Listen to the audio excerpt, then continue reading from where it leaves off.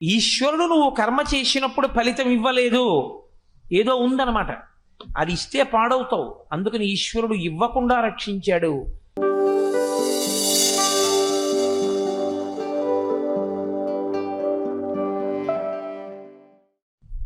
హరి ఓం.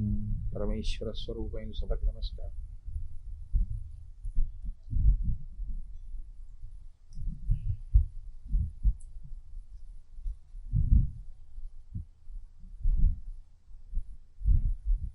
భగవద్గీతాంతర్గతంగా నేను ఒక శ్లోకాన్ని స్పృశించి విడిచిపెట్టాను. యోగస్థ కురు కర్మాణి సంగం త్యక్త్వా ధనంజయ సిద్ధ్య సిద్ధ్యో సమో భూత్వా సమత్వం యోగ ఉచ్యతే అంటాడు కృష్ణ భగవానుడు. ఆయన మాట్లాడుతూ సమత్వం యోగ ఉచ్యతే, యోగము అన్న మాటకి ఆయన నిర్వచనం చెప్పాడు. సమత్వమునకు యోగమని పేరు. అలాగే యోగము అంటే కర్మ చేసేటప్పుడు కౌశలముతో చెయ్యగలగడము.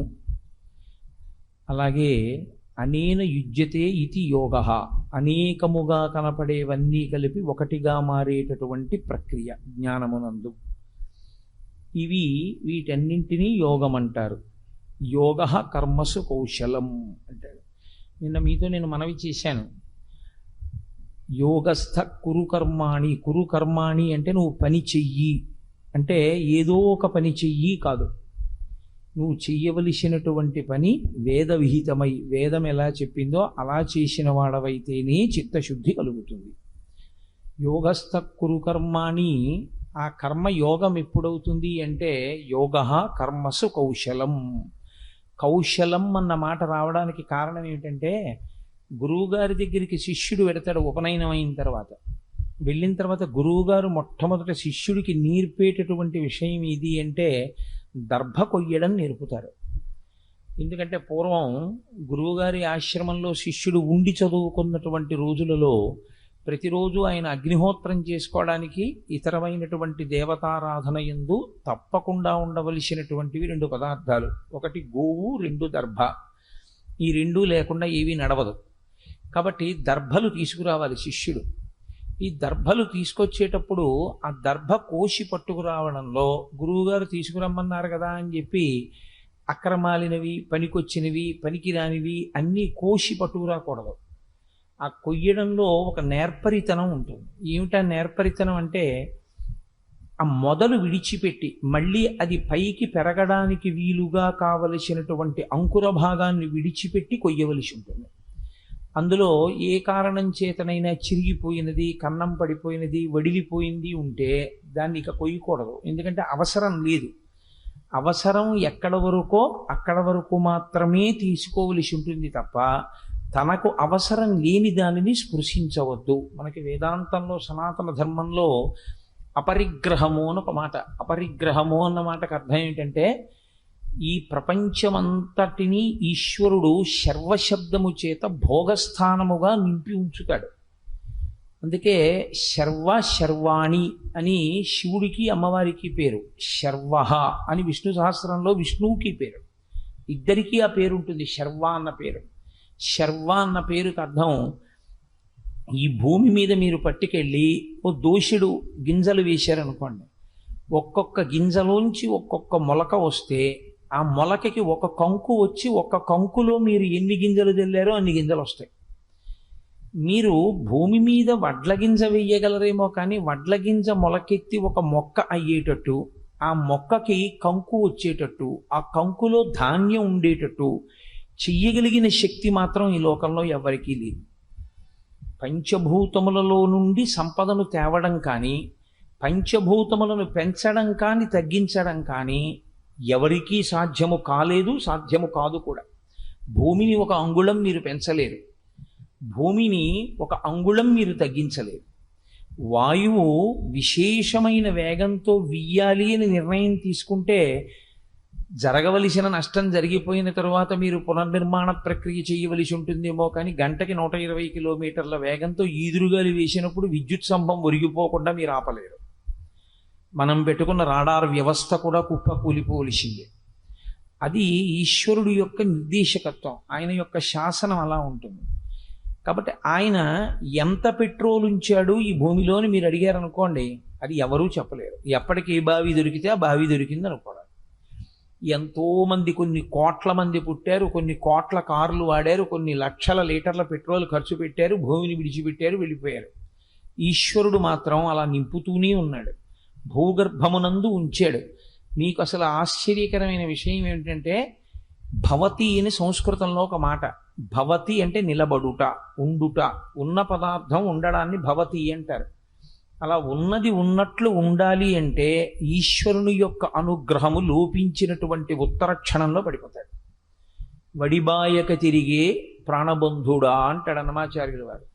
ఊపిరి తీయడంలో వేగం పెరిగినా, ఊపిరి విడిచిపెట్టడంలో వేగం తగ్గినా, లోపలికెళ్ళిన ఊపిరి బయటికి రాకపోయినా, బయటికి వచ్చిన ఊపిరి లోపలికి వెళ్ళకపోయినా చనిపోతున్నాడు, చనిపోయాడు అనే గుర్తు. ఎక్కడుంటుంది మృత్యువు అంటే అంతకన్నా సన్నిహితంగా ఉండేది వేరొకటి లేదు అంది వేదాంతం. మా ఆవిడ ఇంట్లో ఉంటుందేమో, మా అబ్బాయి హైదరాబాద్లో ఉన్నాడు, మా అమ్మాయి అమెరికాలో ఉంది, కానీ నా మృత్యువు నాకు అత్యంత సన్నిహితంగా ఉంటుంది. నా ముక్కు మీదే ఉంటుంది. లోపలికి వెళ్ళి బయటికి వెళ్ళకపోతే అయిపోయింది, బయటికి వెళ్ళింది లోపలికి వెళ్ళకపోతే అయిపోతుంది. కాబట్టి అటువంటి ప్రక్రియతో నడపగలిగినటువంటి ఈశ్వరుడు భవతి, ఉన్నది అన్నది ఎంతకాలమో ఆయన అనుగ్రహమో అంతకాలము. భోగము, సుఖము అని మనం ఏం పిలుస్తామో అవన్నీ ఈశ్వరానుగ్రహమే. ఉత్తరాఖండలో రామాయణంలో వాల్మీకి మహర్షి ఓ మాట అంటారు. అసలు సుఖమన్న మాట ఎక్కడుందో తెలుసా? వాయు ప్రాణ సుఖం వాయు అంటారు. సుఖమన్న మాటకంతటికీ అర్థం ఏంటంటే గాలి ఒక్కటే. ఇంట్లో ఎన్ని మధుర పదార్థాలు ఉండనివ్వండి, ఎంత ఐశ్వర్యం ఉండనివ్వండి, ఎంత పెద్ద ఉద్యోగస్తుడవనివ్వండి, ఎంత అధికారం ఉండనివ్వండి, ఎంత అందగాడవనివ్వండి, ఊపిరి అందట్లేదు అనుకోండి, ఇంకేమిటి సుఖం వీటన్నిటితో? తనకి ఏమీ ఉండదు. ఏసీ థియేటర్లో కూర్చున్నవాడు సంతోషంగా ఉంటాడేమో, ఏసీ బెడ్రూమ్లో పడుకున్నవాడు సంతోషంగా పడుకుంటాడేమో, ఏసీ ఇంటెన్సివ్ కేర్ యూనిట్లో ఉన్నవాడు ఏం సంతోషంగా ఉంటాడు? అది ఏసీయే అవ్వచ్చు, అదేం పెద్ద సంతోషం ఏంటి ఇంటెన్సివ్ కేర్ యూనిట్లో ఉండడం? వాడికి ఊపిరి అందక అందులోకి వెళ్ళాడు, ఇంకా వాడికి సుఖం అన్న మాట ఎక్కడుంది? చల్లగా ఉన్నా సుఖం ఉండదు. వాయు ప్రాణ సుఖం వాయు. అసలు నీకోటి ఊపిరి అందితే లోపలికి ఊపిరి వెళ్ళి సరిగ్గా బయటికి వస్తుంటే అది సుఖం అన్నమాట అంటారు వాల్మీకి మహర్షి. ఆ ఊపిరియే సుఖము నిజానికి. ఊపిరి సరిగ్గా వెళ్ళి ఊపిరి సరిగ్గా బయటికి వస్తే చాలు సంతోషం. వెనకటి ఒక ప్రధానమంత్రి 7 రోజులు పడిశంతో బాధపడి 7 రోజులు మరణించిన వాడితో సమానం నేను అబద్ధం చెప్తే అన్నాడు. పడిశంతో 1 గంట బాధపడడం అంత కష్టం, ఎందుకంటే ఊపిరి అందకపోవడమే దాంట్లో ఉన్న పెద్ద బాధ. కాబట్టి వాయు ప్రాణ సుఖం వాయు అంటారు వాల్మీకి మహర్షి. ఆయన ఎన్ని భోగస్థానములను పెట్టాడో ఇందులో. కంటితో చూసే జలపాతం దగ్గర నుంచి అందంగా విరిసేటటువంటి పువ్వు వరకు, సాయంకాలం విరిసే పువ్వులు కొన్ని. ఈ చైత్రమాసానికి వైశాఖ మాసానికి మనకి ఆర్షధర్మంలో ఒక ప్రత్యేకమైన ప్రతిపత్తి. ఇవి 2 వసంత ఋతువులు వస్తాయి. చైత్రాన్ని మధుమాసము అంటారు, వైశాఖ మాసాన్ని మాధవ మాసము అంటారు. ఈ 2 నెలల్లో 2 ప్రత్యేకమైన వస్తువులు దొరుకుతాయి. ఒకటి మామిడి పండు, ఒకటి మల్లెపువ్వు. మల్లెపువ్వు యొక్క సువాసన ఎంత గొప్పగా ఉంటుందో, మామిడి పండు యొక్క రసం ఎంత తీయగా ఉంటుందో, అంతటి సువాసన కలిసినటువంటి మధురమైన వాక్కు కలిగిన శంకర భగవత్పాదులు, అంత గొప్ప వాక్కు, అంత గొప్ప నడవడి కలిగినటువంటి రామచంద్రమూర్తి ఈ 2 నెలల్లోనే పుట్టడం ఆశ్చర్యకరమైన విషయం. అసలు మహాపురుషులందరూ లోకంలో చైత్ర వైశాఖ మాసాల్లోనే పుట్టారు. కాబట్టి అందుకే వాటికి మధుమాసము మాధవ మాసము అని పేరు. ప్రకృతిలో ఋతువులుగా, రాత్రింబవళ్ళుగా, నిద్రగా, లయంగా, స్వల్పకాలిక లయంగా, ఆకలిగా, అన్నం తీరడంగా, ఇన్నిటిగానో బాహ్యమునందు ఒక కారు తయారవ్వాలంటే కావలసిన ఇనుమంతా భూమిలోంచే రావాలి. ఆ కారు పరిగెత్తడానికి కావలసిన పెట్రోలు భూమిలోంచే రావాలి. మీరు ఏ భోగం అనుభవిస్తున్నారనుకుంటున్నారో ఆ భోగములన్నీ కూడా భూమిలోంచే వస్తాయి. కాబట్టి శర్వహ అంటారు. ఆ భూమి నుండి సమస్త భోగములకు కావలసినవి ఈశ్వరుడు ఇస్తూ ఉంటాడు. ఈ ఇచ్చినప్పుడు సనాతన ధర్మంలో ఒక మాట వాడతారు, అపరిగ్రహము. అపరిగ్రహము అంటే నీకు ఎంతవరకు అవసరమో అంతవరకు కన్నా ఎక్కువగా నువ్వు పుచ్చుకోకూడదు. అది స్వయంగా ఎవరికి వారు పాటించవలసినటువంటి నియమం. ఎందుకంటే తనకి ఎంత కావాలో అంత అనుభవించినటువంటి వాడు తనని తాను మోసం చేసుకున్నవాడు.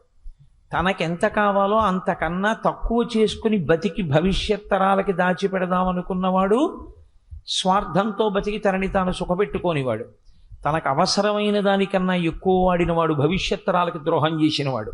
ఈ ప్రపంచంలో మన వారసులకు దక్కవలసినవి నిష్కారణంగా వీడు వాడుకుని ఉంది కదా అని చెప్పి ఆ భూమి నుంచి వచ్చేటటువంటి ఐశ్వర్యమును పాడు చేసినవాడు. అందుకే అపరిగ్రహము ఉండాలి అని చెప్పింది సనాతన ధర్మం. నీకు ఎంత అవసరమో అంతవరకు తప్ప, అంతక మించి నీకు తీసుకునేటటువంటి అధికారం కానీ, అంతక మించి దాచుకునే అధికారం కానీ వద్దు. ఎంతవరకో అంతవరకు జీవించు. చిత్రం ఏంటంటే ఈ అపరిగ్రహమును గురించినటువంటి బోధ చెప్పవలసింది మనుష్యుడికి ఒక్కడికి. 84 లక్షల జీవరాశులు ఉన్నాయని వేదం చెప్తోంది. అందులో 83,99,999 ప్రాణులు అపరిగ్రహం పాటిస్తాయి తమంత తాముగా. కడుపు నిండిపోయిందనుకోండి పక్షి తిందో, కడుపు నిండిపోయిందనుకోండి కుక్క తిందో. దానికి బిడ్డలు పుట్టాయనుకోండి పాలిస్తుంది. ఆ బిడ్డల ఆహారం తినడం వచ్చింది అన్నాయనుకోండి వదిలిపెట్టేస్తుంది. ఆ బిడ్డల కోసం కుక్కలకి బ్యాంకులు, పిల్లులకి బ్యాంకులు లేవు. కానీ చిత్రం ఏమిటంటే ఒక్క మనుష్యుడొక్కడే తన కొరకు కాకుండా కొన్ని తరాల వరకు దాచాలనేటటువంటి ప్రయత్నంలో ఉంటాడు.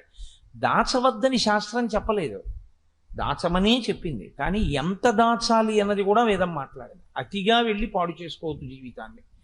కాబట్టి యోగ కర్మసు కౌశలం అన్న మాటకు అర్థం ఏమిటంటే వేద తాత్పర్యమును మీరు గ్రహించి మీరు కర్మ చేసేటప్పుడు దాన్ని ఎలా చెయ్యాలో ఆ నైపుణ్యముతో నేర్పరితనంతో కర్మ చెయ్యగలిగినటువంటి విధానానికి కౌశలం. దర్భ ఎంత కొయ్యాలో అంతే కొయ్యాలి. కుశ అంటే దర్భ. అంతేకాని దర్భని మొదలంట పెళ్ళగించేశారనుకోండి మళ్ళీ ఎలా వస్తుంది దర్భ? అదే దర్భని కొంత కోసి విడిచిపెట్టేశారనుకోండి, దర్భకి చివర్లు ప్రధానం. దర్భ చివర్లు ఏ దిక్కుకు వేశారు అన్నదాన్ని బట్టి మీరు ఏ కార్యం చేస్తున్నారు అన్నది తెలుస్తుంది. దక్షిణ దిక్కుకి కొసలు వేశారనుకోండి పితృకార్యం చేస్తున్నాడని గుర్తు. తూర్పు దిక్కుకు కొసలు వేశాడనుకోండి ఈశ్వరారాధన చేస్తున్నాడు అని గుర్తు. కాబట్టి కొస ఉండాలి, మొదలు నీకెందుకు? కాబట్టి పాడు చేయకూడదు. లోకంలో దేన్ని కూడా ధ్వంసం చేసేటటువంటి హక్కు మనకి ఇవ్వలేదు. అంతటి సంజీవనీ పర్వతాన్ని తీసుకొచ్చిన హనుమ కూడా ప్రయోజనం అయిపోయిన తర్వాత సముద్రంలో బారేయచ్చు, మళ్ళీ ఎవడెళ్తాడు ఉత్తర దిక్కుదని. మళ్ళీ పట్టుకెళ్ళిపోయి సంజీవనీ పర్వతాన్ని హిమాలయాల్లో సుస్థాపితం చేసి వెనక్కి వచ్చేసారు ఆయన. అంత యుద్ధకాండలో కూడా అపరిగ్రహము అంటే తనకి ఎంతవరకు అవసరమో అంతవరకు మాత్రమే కర్మ చేసి దాని వలన ప్రయోజనమును సాధించుకొనుట తప్ప నిష్కారణమైనటువంటి కర్మ చెయ్యడం కానీ, నిష్కారణంగా ప్రకృతిలోంచి మీకు అక్కర్లేని వాటినన్నింటినీ స్వీకరించడం కానీ చెయ్యవద్దు. 2 కర్మసు కౌశలం అన్న మాటలో నేర్పరితనంతో చెయ్యడము అని కదండి మీరు అన్నారు. నేర్పరితనంతో చెయ్యడము అంటే నేను అయ్యప్ప స్వామి గుళ్ళో ఉపన్యాసాలు జరిగేటప్పుడు ఎప్పుడు 42 రోజులు ఉపన్యాసాలు చెప్పినా గోపాలకృష్ణ గారు ఒకసారి అనౌన్స్మెంట్ చేస్తుంటారు. అమ్మ రాత్రి ఎవరితో దొంగలు ఎత్తుకుపోయారు గొలుసు ఇంటికి వెళుతుంటే మీ అందరూ జాగ్రత్తగా వెళ్ళండి ఇంటికి వెళ్ళేటప్పుడు. లేకపోతే వీధిలో పార్కింగ్లో పెట్టిన సైకిల్ ఎవరో ఎత్తుకుపోయారు. ఈ మధ్య మహాభారతం చెప్తుంటే ఎవరో బ్యాంక్ ఆఫీసర్ గారు ఆ స్కూటర్ డిక్కీలో పెట్టుకున్నటువంటి చెస్ట్ కీస్ ఎత్తుకుపోయారు. ఇప్పుడు ఇంతమంది భారతం వినడానికి వస్తే బయట ఉన్నటువంటి ద్విచక్ర వాహనాల మీద కూడా కొంతమంది కూర్చుని వింటూ ఉంటారు. ఒకడు ఎందుకు వస్తాడంటే అందులో ఉన్నది వాడికి పనికొచ్చిందా పనికి రాలేదా అన్నది అనవసరం. చౌరాయ శష్ఫలాభాయ అని దొంగవాడికి వెంట్రుక మొక్క దొరికినా ఆనందమే, వాడిదా ఏమి. అందుకని ఆ డిక్కీ తెరిచి అందులో ఉన్నటువంటి వస్తువు పట్టుకుపోయాడు. కానీ మీరు జాగ్రత్తగా గమనించండి, నేను ఉద్యోగం చేయడం ఎంత జాగ్రత్తగా చేస్తానో, ప్రవచనం చేసేటప్పుడు ఎంత జాగ్రత్తగా మాట్లాడతానో, నేను భోజనం చేసేటప్పుడు ఎంత జాగ్రత్తగా భోజనం చేస్తానో, వ్యాయామం చేసేటప్పుడు ఎంత జాగ్రత్తగా వ్యాయామం చేస్తానో, అంతకన్నా ఒళ్ళు దగ్గర పెట్టుకుని చాలా జాగ్రత్తగా చేయవలసింది దొంగతనమే లోకంలో. ఎందుకంటే నేను 20 ఏళ్ళు ఉద్యోగం చాలా బాగా చేశానండి, ఏదో ఒక్కసారి ఫైల్ తప్పు రాశానండి అన్నాను అనుకోండి, ఏదో ఓ మెమో ఇచ్చి however your explanation has been considered carefully and it is found that you are negligent while discharging your duties, still a lenient view is taken and the memo dropped for this time. However, you are cautioned to be more careful in future. అని నాకు ఒక letter ఇచ్చి విడిచిపెట్టేస్తారు. ఒక దొంగ దొరికిపోయాడు అనుకోండి, అయ్యా ఇప్పటికి నేను 12,374 దొంగతనాలు చాలా బాగా చేశాను, ఇది ఒక్కటే దొరికాను అంటే క్షమిస్తారా? ఒక్కనాటికి క్షమించరు. ఇతపూర్వం నైపుణ్యంతో చేసినవన్నీ ఇప్పుడు పెద్ద శిక్షకి కారణం అవుతాయి. చాలా హత్యలు బాగా చేశానండి, ఈ హత్య దగ్గరే దొరికిపోయాను అన్నాడు అనుకోండి, అది ఆయన్ని క్షమించడానికి కారణం అవ్వదు, ఆయన్ని ఇంకా బాగా శిక్షించడానికి కారణం అవుతుంది. యోగ కర్మసు కౌశలం, పని చేసేటప్పుడు నువ్వు నేర్పరితనంతో చెయ్యి అని కృష్ణ పరమాత్మ అన్నారు కదండి. అందుకని నేను చాలా నేర్పరితనంతో దొంగతనం చేశాను, చాలా నేర్పరితనంతో హత్య చేశాను అంటే అది కూడా కర్మసు కౌశలమే అవుతుందా? అందుకే ఆయన వెంటనే పక్క శ్లోకంలో ఈ మాట అనడానికి కారణం అదే. యోగస్థ కురు కర్మాణి సంగం త్యక్త్వా ధనంజయ. నువ్వు చేసే పని ఏది పడితే ఆ పని నువ్వు చేసేసి నేను చాలా నేర్పరితనంగా చేశానండి అనకూడదు. నా దగ్గరికి వచ్చిన వాళ్ళు కొంతమంది చెప్తూ ఉంటారు, తిరుమల వెళ్ళామండి దర్శనానికి, కోటేశ్వరారు మేము 50 రూపాయల కిలో ఇలా వెళ్ళి బయటకు వచ్చేస్తుంటే లోపలికి వెళ్ళే వాళ్ళు వెడుతుండగా బయటికి వెళ్ళే వాళ్ళందరినీ కాసేపు నించో పెట్టారు, ఏదో ప్రసాదాల గుండిగలు వెడుతున్నాయి, 200-300 మంది అయిపోవడంలో అక్కడ ఉన్న వాళ్ళు చూడలేదు, నేను మెల్లిగా తాడు కింద నుంచి దూరి మళ్ళీ గుళ్ళోకి వెళ్ళే వాళ్ళలోకి వెళ్ళిపోయానండి. ఇలా ఆనంద నిలయంలోకి 3-4 మాటలు వెళ్ళిపోయి ఒక్క రోజులో 4 దర్శనాలు చేసుకొచ్చానండి అంటాడు. ఇప్పుడు అది నేర్పరితనమా, చాలా బాగా చేసినటువంటి దర్శనమా, ఈశ్వరుడి దృష్టిలో నువ్వు అపరాధివా? నువ్వు అపరాధివే. భగవద్ దర్శనం అలా చేయడం, దొంగ దర్శనాలు చేయడం ఏమిటి? అలా వెళ్ళకూడదు. ఈశ్వరుణ్ణి నువ్వు ఎలా చూడాలో అలా ఒక్క మాట చూడాలి. అందుకే రాజద్వారే రాజగృహే దర్శనం చేయమని చెప్తారు. తప్పించి ఇంకొకలా దర్శనం చేయకూడదు. నీకు అలా అవకాశం లేకపోతే ఇంకొక మారు చూడాలనిపిస్తే చూడ్డానికే విమాన వెంకటేశ్వరుడు ఉంటాడు, బయట నుంచి చూడాలి తప్ప ఇక అంతరాలయంలోకి మళ్ళీ జొరబడకూడదు. నీకు విమాన వెంకటేశ్వరుడు కూడా కనపడకపోతే బయటికి వచ్చి విమానాన్ని చూడు చాలు. ఆనందనిలయ విమానం ఎక్కడి నుంచైనా కనపడుతుంది. ఒక్కసారి ఆనందనిలయ విమానాన్ని చూసి నువ్వు నమస్కారం చేస్తే నువ్వు వెంకటేశ్వర దర్శనం చేసేసినట్టే. నీకు విమానం కూడా కనపడకపోతే ప్రాకారాన్ని దర్శనం చాలు, గోడకి నమస్కారం చేయి, నువ్వు ఈశ్వరుడికి దర్శనం చేసినట్టే. నీకు ప్రాకారం కూడా కనపడకపోతే అర్చకుడు అలా వెడుతుండగా చూడు, నువ్వు ఈశ్వర దర్శనం చేసినట్టే. నేను అబద్ధం చెప్పానని మీరు అనుకోవద్దు, నేను ఆగమంలోంచి మాట్లాడుతున్నాను ఈ విషయాన్ని. దేవాలయాన్ని 8 పెట్టి భాగిస్తారు. భాగించి దేవాలయంలో ఉన్నటువంటి 8 ఈశ్వర స్వరూపములే. ప్రాకారము, ధ్వజము, గోపురము, విమానము, అంతరముగా ఉన్నటువంటి ధ్రువమూర్తి, పరివార దేవతలు, అర్చకుడు, వీళ్ళందరినీ కలిపి ఈ ఆలయంగా భావన చేస్తారు తప్ప ఆలయం అంటే ఒక్క మూల విరాట్ కాడు. అలా అయితే విమానంలో ఉన్న మూర్తి ఇవన్నీ ఉండే అవకాశం ఉండదు ఆగమంలో. కాబట్టి యోగ కర్మసు కౌశలం అంటే వేదము ఏది చెయ్యమని చెప్పిందో అది మాత్రమే చెయ్యి తప్ప వేదము చెయ్యవద్దన్న పనిని నువ్వు చాలా కౌశలంతో చేసినా నువ్వు చేసిన దానివల్ల నీకు పాపము సంక్రమిస్తుంది, కానీ నీకు పుణ్యము సంక్రమించదు, చిత్తశుద్ధి కలగదు. దానివల్ల నీకు చిత్తశుద్ధి కలిగే అవకాశము లేనే లేదు. ఆ కర్మ నీకు ఎందుకూ పనికిరాదు, సరికదా? ఆ కర్మ నిన్ను బంధనంలో పడేస్తుంది. మీరు ఎప్పుడూ ఒక విషయాన్ని జాగ్రత్తగా జ్ఞాపకం పెట్టుకోవాలి. మీరు అలా కూర్చునుంటే నేను ఒక తాడు పట్టుకొచ్చి మీ చుట్టూ ఇలా తిప్పాను అనుకోండి, ఏం చేసినట్లు? మిమ్మల్ని బంధించాను. నేను ఇప్పుడు ఆ తాడు ఇలా తిప్పాను అనుకోండి, ఏం చేశాను? విడుదల చేసినట్టు. 2 మాటలు నేను తాడే తిప్పాను. 2 మాటలు తాడు తిప్పినా మొదటిసారి ఒక దిశలో తిప్పేస్తే బంధనం, వ్యతిరేక దిశలో రెండోసారి తిప్పితే విడుదల. మీరు తాడు తిప్పడమే ప్రధానంగా తిప్పేయకూడదు. తాడు తిప్పేటప్పుడు ఎటు తిప్పితే విడుదల దొరుకుతుందో, ఎటు తిప్పితే బంధనంలో పడతారో తెలిసి ఉండాలి.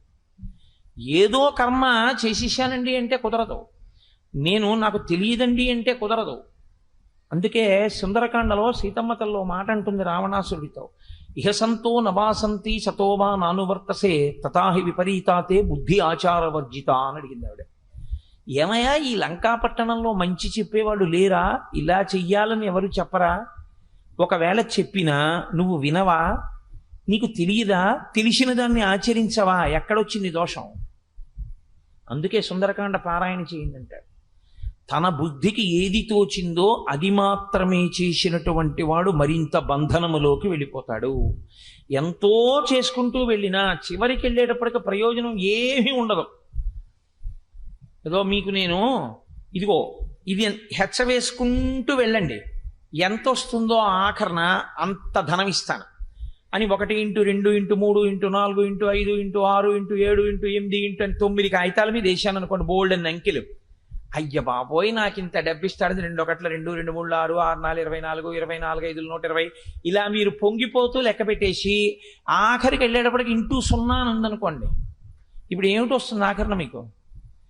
మీరు లెక్క పెట్టే వేళకి 12 కోట్లు వచ్చినా 12 కోట్లు ఇంటూ 0 చివరం = 0. కర్మ యందు కౌశలము లేకపోతే అంతే. అందుకే భగవద్గీత ఉపనిషద్ అంటే విశ్వాసమున్నవాడికి, తన చిత్తశుద్ధిని ఏర్పరుచుకుందాం అనుకున్నవాడికి, శాస్త్రమును ప్రమాణముగా స్వీకరిద్దాం అనుకున్నవాడికి, జన్మ సాఫల్యమును పొందుదాం అనుకున్నవాడికి పనికొచ్చేదే తప్ప బయట వర్షం వస్తోంది కాసేపు ఇక్కడ ఏదో షామియానా వేశారు లోపలికి వెళ్ళి కాసేపు అదేమిటో చెప్తున్నాడు వీరు వెళ్ళిపోదాం అనుకున్న వాడి కోసం పనికొచ్చేది కాదు భగవద్గీత. భగవద్గీత ఎవరి కొరకు అంటే భగవద్గీతాసు ఉపనిషత్సు అంటారు. ప్రతి అధ్యాయం చివర తాను తరించాలి, మనుష్య జన్మ ప్రయోజనం ఏమిటో తెలుసుకోవాలి అనుకుని గురువు మీద, శాస్త్రం మీద, ఈశ్వరుడి మీద విశ్వాసం ఉండి కూర్చుని విన్నవాడెవరో వాడికి పనికొచ్చేది తప్ప ఏదో సరదాగా విందామండి అనే వాళ్ళకి పనికొచ్చేటటువంటిది భగవద్గీత కాదు. భగవద్గీత ఎవరికి ఫలితాన్ని ఇస్తుంది? భగవద్గీత దాని మీద విశ్వాసంతో ఆచరించడానికి సిద్ధపడిన వారికి మాత్రమే ఫలితాన్ని ఇవ్వగలదు. కాబట్టి యోగః కర్మసు కౌశలం. కర్మని చేసేటప్పుడు కౌశలంతో ఎవడు చేస్తాడో వాడే యోగమునందున్నవాడు. కాబట్టి యోగమునందుండుట అంటే ఏవేవో పేర్లు పెట్టి దానికి ముందుకు తీసుకొచ్చి కొత్త కొత్త పేర్లు ఏవో పెడితే అది యోగం అయిపోతుందని మీరు అనుకోవద్దు. మీరు కొంచెం జాగ్రత్తగా గమనిస్తే నేను మీతో ఓ మాట చెప్తాను, గమనించండి. కలెక్టర్ అని ఒక పదం ఉంటుంది లోకంలో. ఇప్పుడు ఆ కలెక్టర్ అన్న మాటకి ముందుకు తీసుకొచ్చి మీరు ఏం పెట్టండి, కలెక్టర్ కన్నా గొప్పది మాత్రం కాదు. జాయింట్ కలెక్టర్ అన్నాను అనుకోండి, కలెక్టర్ కన్నా గొప్పవాడు కాడు. డిప్యూటీ కలెక్టర్ అన్నాను అనుకోండి, కలెక్టర్ కన్నా గొప్పవాడు కాడు. టికెట్ కలెక్టర్ అన్నాను అనుకోండి, కలెక్టర్ కన్నా గొప్పవాడు కాడు. కలెక్టర్కి ముందు కలెక్టర్కి తర్వాత ఏమీ చేర్చకపోయినా కలెక్టర్ అన్న మాటను వదిలేస్తే చాలు, ఆయనే డిస్ట్రిక్ట్ కలెక్టర్. కలెక్టర్ గారు వస్తున్నారండి అంటే ముందు ఏమీ లేకపోతే ఆయనకన్నా గొప్పవాళ్ళు లేడు, ముందు ఏమైనా పెడితే కలెక్టర్ గారి కన్నా తక్కువే.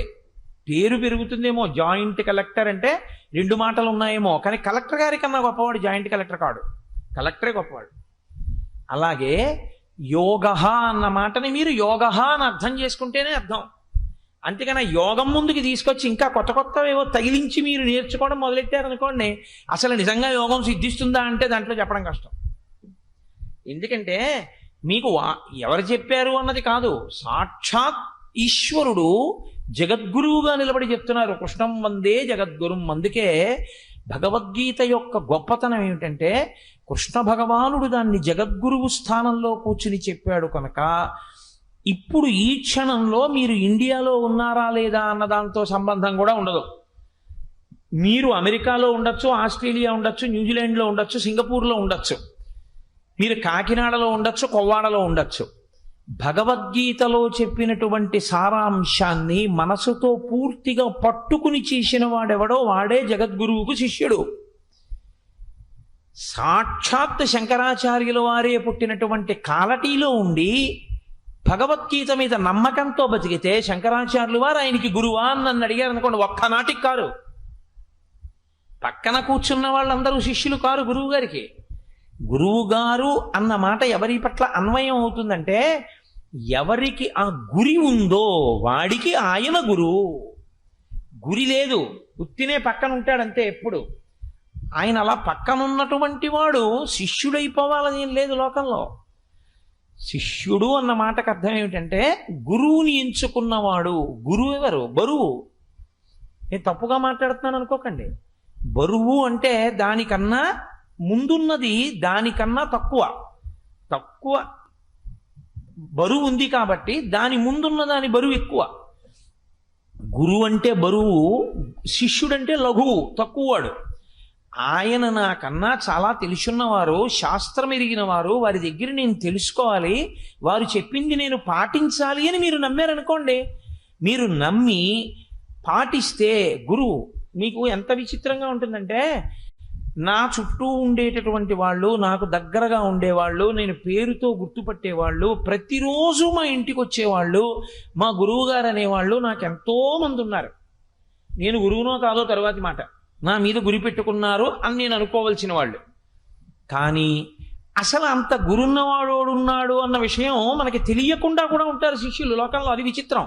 నిన్న నా దగ్గరికి ఈ ఉపన్యాసానికి బయలుదేరడానికి ముందరే, అమ్మా ఇప్పటికి 3-4 పర్యాయాలు హైదరాబాద్ నుంచి వచ్చాను, గురువు గారిని ఒక్కసారి చూసి వెళ్ళిపోతాం, నేను మాట్లాడినమ్మా, ఎందుకంటే ఆయన వెళ్ళిపోవాలి సభకి, నేను ఆయనకి ప్రతిబంధకం కాను, ఒక్కసారి ఇలా వంగి ఆయన పాదాలకు నమస్కారం చేసి వెళ్ళిపోతా అంటే, నా భార్య సరే అయితే అంత బతిమాలుతుంటే కాదనకూడదని సరే కూర్చోండి. నేను సంధ్యావందనం చేసుకుని వచ్చా.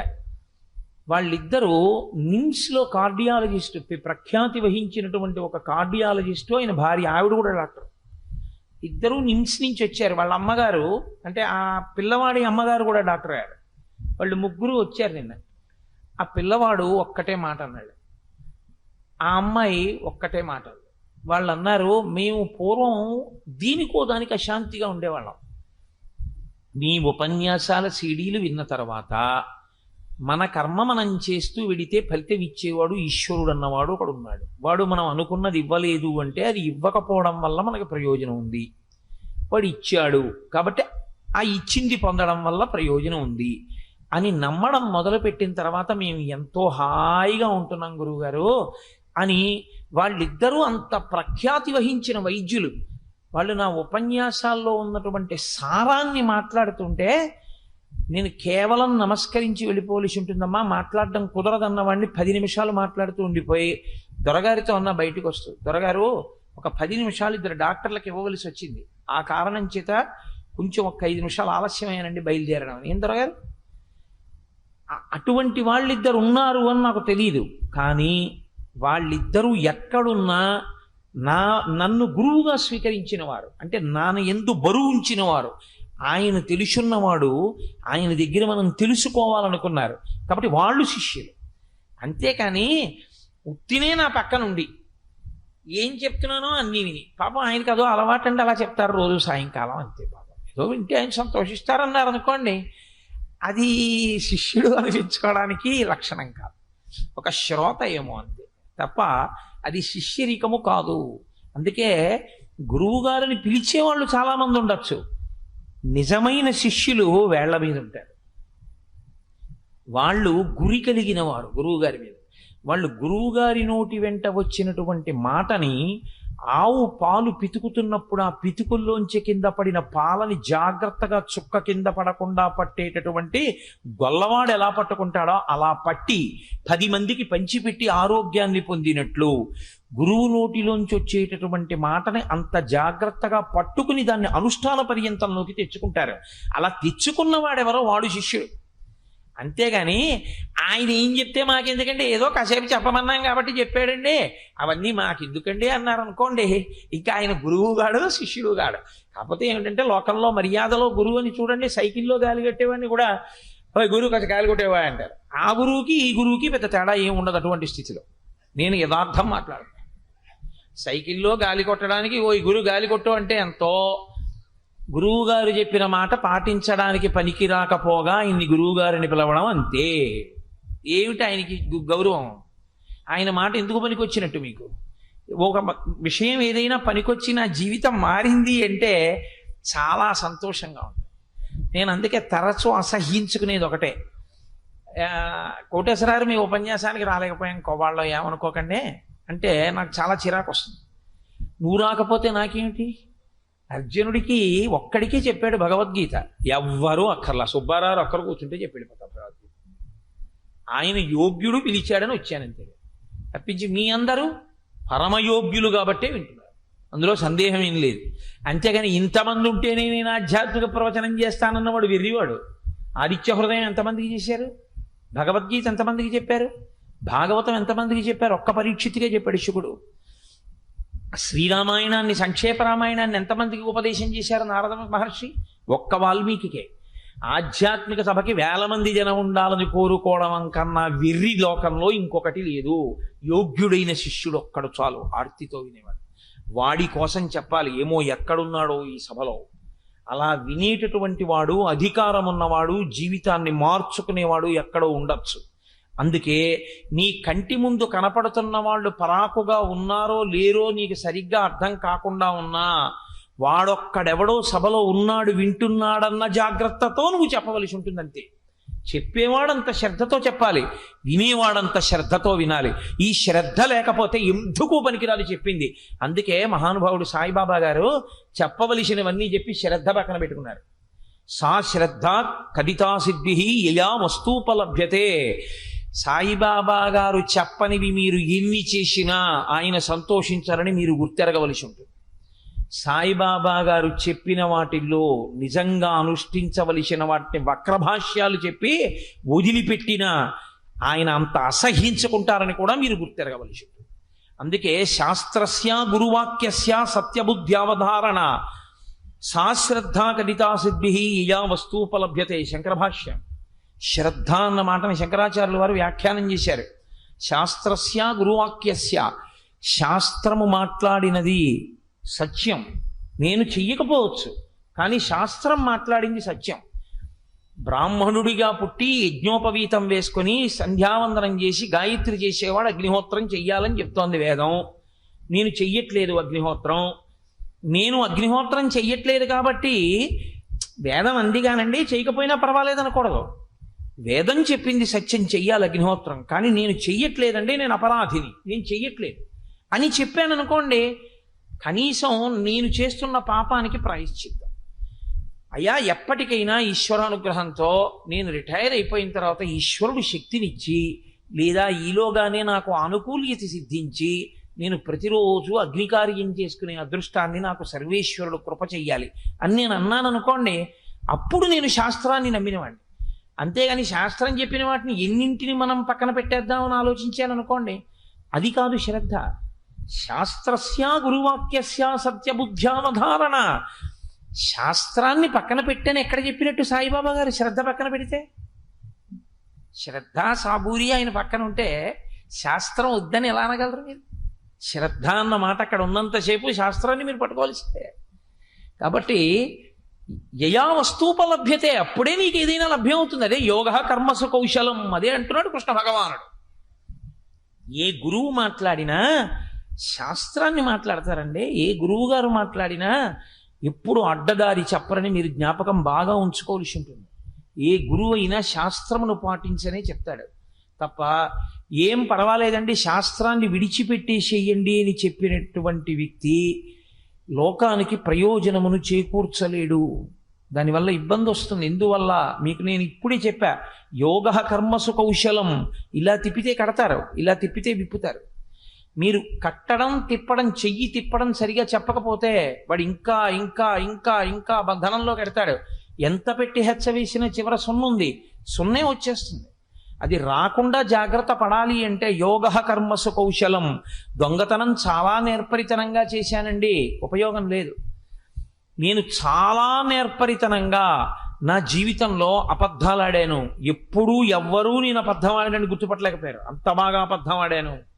కాదు, నువ్వు మాటకి నిలబడగలవా, అందులో నువ్వు కష్టపడ్డావా, అది నేర్పరితనం. ఇప్పుడు నేను కారులో వస్తూ దొరగారితో అదే మా ప్రస్తావన చేస్తూ వస్తున్నా.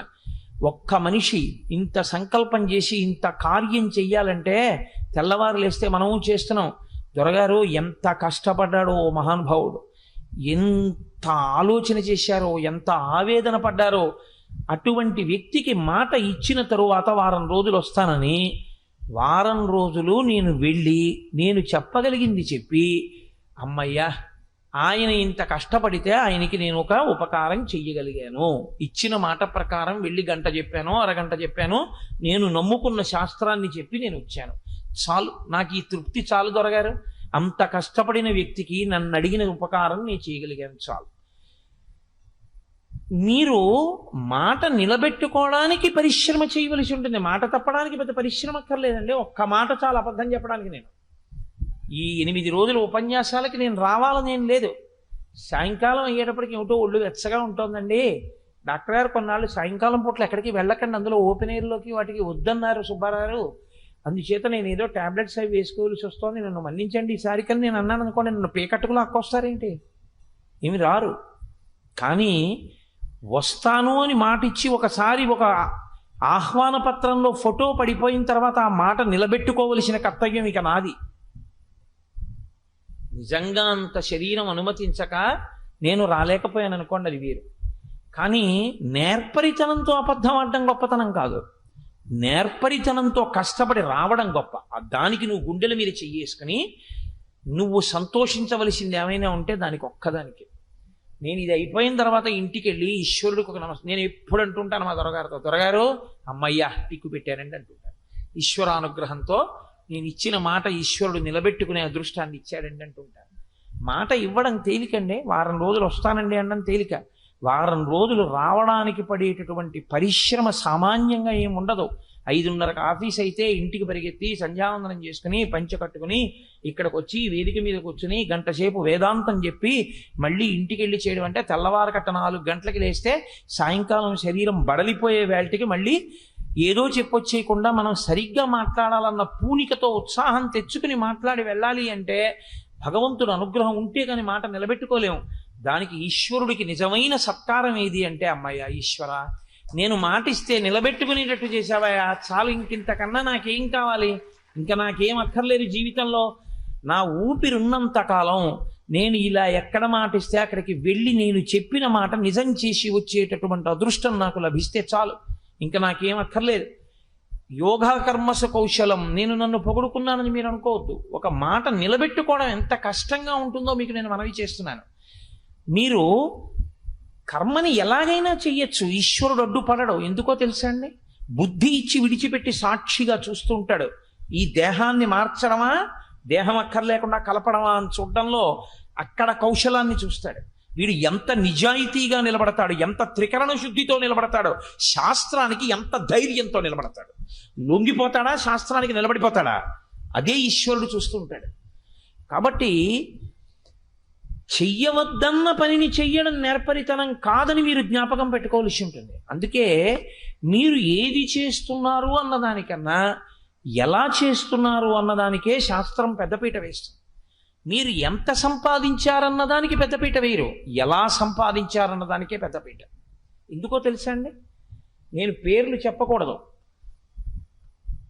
తమ ఇచ్చ వచ్చినట్లు సంపాదించి కూతురు విధవైపోయి ఒక్క బిడ్డల్ని కూడా కనకుండా ఇంటికి వచ్చేస్తే, కొడుకు అకస్మాత్తుగా తల మీద దెబ్బ తగిలి పిచ్చివాడైపోతే గదిలో పెట్టి ఇంత అన్నం తలుపు తీసి లోపలికి తోసి తలుపేసేస్తే ఆ పిల్లాడు తిని గోడల మీదకి విసిరేస్తుంటే లోపలికి డాక్టర్ వెళ్ళి మత్తు ఇంజక్షన్ ఇస్తేనే పిల్లాడిని పట్టుకోగలిగిన రీతిలో పిల్లాడైపోతే, ఇలా కూతురైపోతే, సంపాదించాలనుకున్న కోట్లు ఎందుకు పనికి రాకపోతే ఏడుస్తూ జీవితం గడుపుతున్న వాళ్ళని నేను చూశాను లోకంలో. చేసినటువంటిది స్కూల్ మాస్టర్ ఉద్యోగం అయినా త్రికరణ శుద్ధిగా తన శాస్త్రాన్ని నమ్మి కష్టపడి చక్కగా శాస్త్రం ఎలా చెప్పిందో అలా వీధి చివర ఉన్న ఏటిపాయికి వెళ్ళి స్నానం చేసి సంధ్యావందనం చేసుకుని తనకు వచ్చిన విద్యని త్రికరణ శుద్ధిగా 10 మందికి నేర్పి తాను మర్యాదకి మాటకి కట్టుబడి బ్రతికినటువంటి వాళ్ళ కడుపున పుట్టినటువంటి బిడ్డలు ఆకాశమంతెత్తు ఇరిగిపోతే ఎనలేని కీర్తి ప్రతిష్టలతో జీవితాన్ని గడిపితే చిట్ట చివర దేశాధినేతల యొక్క శరీరాలు కాలిపోయినట్టు శిష్యులు తెచ్చినటువంటి చందనపు చెక్కల్లో శరీరాలు కాలిపోతే అటువంటి గురువుగారు వెళ్ళిపోయిన రోజున వారమేసి రోజులు ఇళ్లల్లో అన్నం తినకుండా ఏడిచినటువంటి మహాపురుషుల జీవితాలు కూడా నేను చూశాను. ఎందుచేత మీతో అంటున్నానంటే, శ్రీభాష్యం అప్పలాచార్య స్వామి వారిని గృహస్థాశ్రమంలో ఉండేవారు. నేను ఒకసారి కారులో విశాఖపట్నం వైపు వెడుతూ అప్పలాచార్య స్వామి వారి గురించి మాట్లాడుతుంటే నాతో కారులో వెళ్తున్న వ్యక్తి అన్నాడు, ఏంటి అంత గొప్పవారు ఏంటండి ఆయన అన్నాడు. నేనన్నా, నాకు ఇలా కాదు, ఆయన గొప్పతనం ఏమిటో అర్థం అవ్వాలి ఈయనకని నేను ఆయన గొప్పతనం ఏమిటో చెప్తాను, మీకు అర్థమయ్యేట్టు చెప్తాను ఉండండి. ఎలాగో హైవే మీద వెళ్తున్నాగా అని ఆ పక్క సందులోకి దిగి అరటిపళ్ళు కొబ్బరికాయలు అమ్మే కొట్టు ఒకటి చిన్నది ఉంటే అక్కడ ఒక అమ్మి వాటిని అమ్ముతోంది. అక్కడ నిలబడి ఏదో అరటిపళ్ళు కొన్నట్టుగా అమ్మ వారు అడిగిన అరటిపళ్ళు ఇమ్మని, అమ్మ ఇక్కడ ఏదో శ్రీభాష్యమాప్లాచార్యులు గారిని ఎవరో ఉన్నారంటారు కదా, వాళ్ళు ఇక్కడ ఎక్కడో ఉందంటారు, నీకేమైనా తెలుసా అన్నాను. ఆ అమ్మాయి నన్ను ఇలా విచిత్రంగా చూసినట్టు చూసి, శ్రీభాష్యమాప్లాచార్యులు గారు ఎవరో ఉంటారు ఇక్కడ, ఇక్కడే ఉంటారా అని అడుగుతున్నారా? శ్రీభాష్యం అప్పలాచార్యులు గారి ఇల్లు అంటే ఈ ఊళ్ళో వాళ్ళు ఎవరైనా చెప్తారు, మహానుభావుడు అండి ఆయన అంతే. ఎవరు ఒక అరటిపళ్ళు అమ్మి అది జీవితం అంటే. నేను ఈ అరటిపళ్ళు ఆయనకే పట్టుకెళ్తున్నా ఉన్నాను, నాకు తెలిసి అప్పటికి ఆయన శరీరం వదిలేశారు. ఆవిడంది, మీరు అరటిపళ్ళు పట్టుకెడితే తినడానికి ఆయన లేరు ఇప్పుడు, మీరు ఎప్పుడు చూడలేదా అప్పలాచార్య స్వామి వారిని ఉన్నప్పుడు అంది. నేను తినే ఆవిడ ఏమంటుందో చూద్దామని, మేము ఎప్పుడు చూడలేదమ్మా, ఈ మధ్యన ఎవరో చెప్పారు ఒకసారి చూద్దామని వచ్చాం, ఆయన లేకపోవడమే అన్నాను.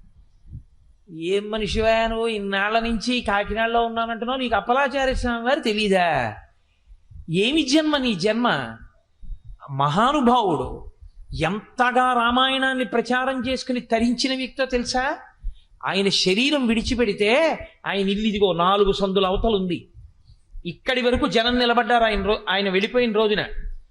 ఆయన శరీరం మామూలు కట్టెలలో కాలకూడదని ఇంటింటి నుంచి గంధపు చెక్కలు తెచ్చి గంధపు చెక్కల్లో కాల్చారు. అదే ఆయన జీవితం అంటే. మహానుభావుడే ఆయన అందావిడ. నేనప్పుడు ఇంకా ఏమైనా అంటే తిడుతుందేమోనని, అమ్మా నాకు తెలుసమ్మా, ప్రాతస్మరణీయులు వారి వైభవం సామాన్య స్త్రీవి నువ్వు కూడా ఎంత గౌరవిస్తావన్నది విని ఆనందిద్దామని అడిగాను, అంతేనమ్మా నాకు తెలుసు అన్నాను. ఆవిడ ఎంతో సంతోషించింది. అంటే నేను మీతో ఎందుకు మనవి చేస్తున్నానంటే, మీరు ఎంత సంపాదించారన్నది కాదు, ఎలా సంపాదించారన్నది ప్రధానం. మీరు ఏవి అనుభవించారన్నది కాదు, మీరు ఎలా అనుభవించారన్నది ప్రధానం.